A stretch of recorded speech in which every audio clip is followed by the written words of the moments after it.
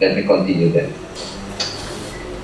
Alright, first let me sort of quickly mention about what's happening in the world in terms of the capital flows and in terms of the impact on the macroeconomy. You know that there was a Bretton Woods agreement. Bretton Woods is a small village in the northeast part of the United States. Okay? And that Bretton Woods system or agreement was held for many years after the Second World War. Okay? Now, in 1973, many countries around the world started to say, let's stay away from Bretton Woods. So, in other words, let's leave the Bretton Woods system. That was in 1973. Okay? Now, of course, you know in 2002, there is another major event, macroeconomic event in the world, and that is when the European country decided to adopt one single currency. Okay? Now, why these two world events are so relevant with the concept of capital flows that I'm trying to explain now. Okay? The reason is because there is a concept which is called the impossible trinity. So impossible trinity, just imagine it's like a triangle here. So here is the triangle here. Okay? So one point of the triangle is free capital mobility. That means free capital flows. The other point on the triangle is monetary autonomy, meaning individual country has the freedom to conduct monetary policy, either increase the interest rate or reduce the interest rate. Let me give one example. Remember earlier I was talking about fixed exchange rate system. If you adopt fixed exchange rate system, meaning you don't have any monetary autonomy, because you cannot change the interest rate if you adopt the fixed exchange rate. Okay. And then the third point on the triangle is the exchange rate management. Okay. Now, according to the impossible trinity concept, you cannot have all those three simultaneously. So you have to give up at least one of the three. So either you give up the exchange rate stability. Giving up exchange rate stability means you move or you break the fixed exchange rate system and then you convert into floating exchange rate system. So either that, or you have the fixed exchange rate but you lose your monetary independence. Like what I said earlier, if you adopt the fixed exchange rate, you cannot change the interest rate. When you cannot do anything with the interest rate, that means you lose your monetary independence. Okay? Or you can maintain the exchange rate fixed and you maintain monetary independence as long as you do not let capital to flow in freely. Okay? And this is a very important concept which is related, closely related with the concept of UIP, which we discussed last week. Okay? So basically the story is the following. So please pay close attention on this. When there is a capital inflows coming to a country, okay, the first thing happen with the exchange rate is it gets stronger or it gets appreciated. Okay. Now, in the next 1-2 minutes, I'm going to tell you the standard story of macroeconomics, which is equilibrium, disequilibrium story, right? So if capital inflows increase, exchange rate appreciate, what happens is that export will be dampened. So export will be in trouble. And if export is in trouble, the trade deficit will widen. And if the trade deficit widens, then your exchange rate tends to depreciate. Now, pay attention on what I said. Capital inflow, exchange rate appreciate. Export down, trade deficit widen, exchange rate depreciate. Isn't that story of equilibrium? So you started with appreciation of the currency, but then you end up with depreciation of currency. So according to the standard workhorse model, you don't worry about that. Wonderful, everything is fine. It will go back to the equilibrium. That's why you should not worry if you open the economy or you liberalize the capital account, meaning you allow capital inflows coming freely. Don't worry. It's only temporarily it will be creating disequilibrium. But according to standard workhorse macro model, it will lead to back to equilibrium. Okay. Now, there's a lot of problem with that kind of standard story. Okay. First of all, there is nothing mentioning about what caused capital flows coming in. Okay. Because there are two possibilities that we can think of. One is capitals coming in because your country is doing extremely well. If you are doing extremely well compared to other countries, then a lot of capitals from abroad will come to you. Okay? Because in a way they try to join the party basically, because if you're doing well, it's almost like you are having a party and everybody wants to join the party here.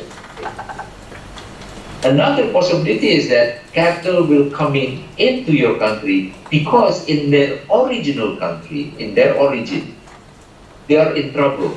Now, what is the meaning of in trouble? Where either they are in crisis or returns are very low. Because you have to keep in mind, capital moves in and out depending on two things. One is the return, whether the return is high or not, and second is safety.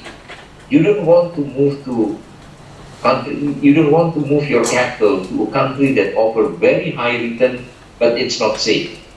Okay, so the combinations of high return and relatively safe, it's really factors that may attract capital. Okay, but what I'm saying is that the second reason is maybe the trigger is not about your country. The trigger is from the origin country. Okay, this is what they call the pull and the push factor. So the pull factor is the first one. In other words, if your country is doing very well, you're pulling capital coming to your economy. But the push factor is the second one. Capital coming to your country because in their origin country, they are troubled, so they are pushed out from their origin country. So push and pull here. And guess what? The macroeconomic impact is very different between pull and push factor, capital inflow. So that's why good macroeconomists have to be able to distinguish between the pull capital flows and the push driven capital flows. Okay, so that is one concept that I want you to remember all the time. Now, let's go back to what we discussed last week, and that is the UIP. So let's continue the story. When the capital coming in, exchange rate appreciate. Okay, now let's look at this UIP here. Okay, so this UIP here. Okay. So if the exchange rate appreciate now, by the way, now I'm talking about, I'm coming back to exchange rate equals to local currency or foreign currency. Sorry for Vijay. Yes. Yes. Just a clarification.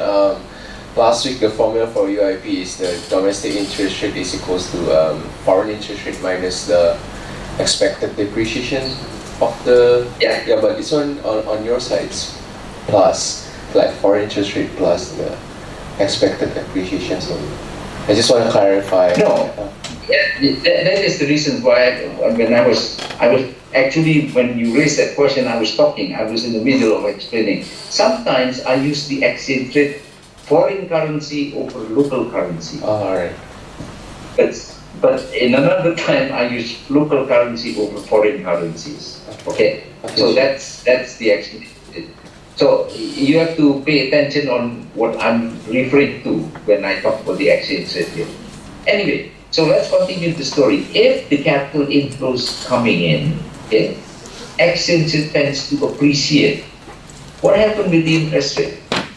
If the exchange rate appreciates, and then the interest rate should depreciate, because on the denominator the exchange rate depreciates, so it increases, so the whole value will decrease. So that's why the interest rate on the left hand side will end up goes down. You mean lower? Yes. Okay, but good try. But it's wrong, the answer. But at least a good try. See, the thing is, when your currency, just think about this. Suppose rupiah gets stronger, because remember, now I'm talking about exchange rate, local currency over US dollar, right? So suppose rupiah gets stronger. Let's say today rupiah, I don't know what is today. Let's say today is 13,500, for example. So all of a sudden today gets stronger, becoming 10,000, let's say. Because getting stronger to mean 13,000 to 10,000 rupiah per US dollar. What do you think the pressure on the Bank Indonesia on the interest rate? Will Bank Indonesia increase the interest rate or reduce the interest rate? Just imagine, suppose this afternoon, okay, right now as I'm speaking, rupiah for whatever reason gets stronger, become 10,000 rupiah per US dollar. What does the Bank Indonesia do? Increase or reduce the interest rate? Increase. Yeah. Reduce the interest rate. Exactly. So it's reducing the interest rate. Okay. So keep in mind, if you are using exchange rate defined as local currency per US dollar, then the relationship between the exchange rate, which is stronger, means going down, okay, and the interest rate, which is also going down, is positive if you are defining exchange rate as the local currency per US dollar, okay? Now, of course, I can say the opposite now. What happens if capital is leaving the country? Capital outflow, for example, okay? And this happened a lot in 2013, actually. What the phenomena is, it's quite well known, because in 2013, a lot of foreign capital left Indonesia at that time, and as a result, rupiah got weakened. So rupiah got weakened. I forgot what was the number there, but I remember it went down very significantly, and as a result, Bank Indonesia responded by raising the interest rate. So if capital outflow, then the monetary authority will raise the interest rate. Vice versa, if the capital inflow is coming a lot, then the interest rate will go down. Is that clear? Okay. So let's continue the story. Okay. Again, by now I hope you know, according to the standard workhorse macro model, don't worry whether there's outflow or there is inflow. The impact on the exchange rate is only temporary, because if it is outflow, then exchange rate will depreciate. But if exchange rate depreciate, export will go up, and if export will go up, GDP will go up, trade deficit will narrow down, exchange rate will appreciate. So, from whichever angle you look at it, there's always equilibrium according to the standard workhorse model. Okay, but now let's inject element of reality. Why that standard model does not always happen? Okay, let's pick the story of capital outflow now. When capital left the country, again, exchange rate tend to depreciate. Okay?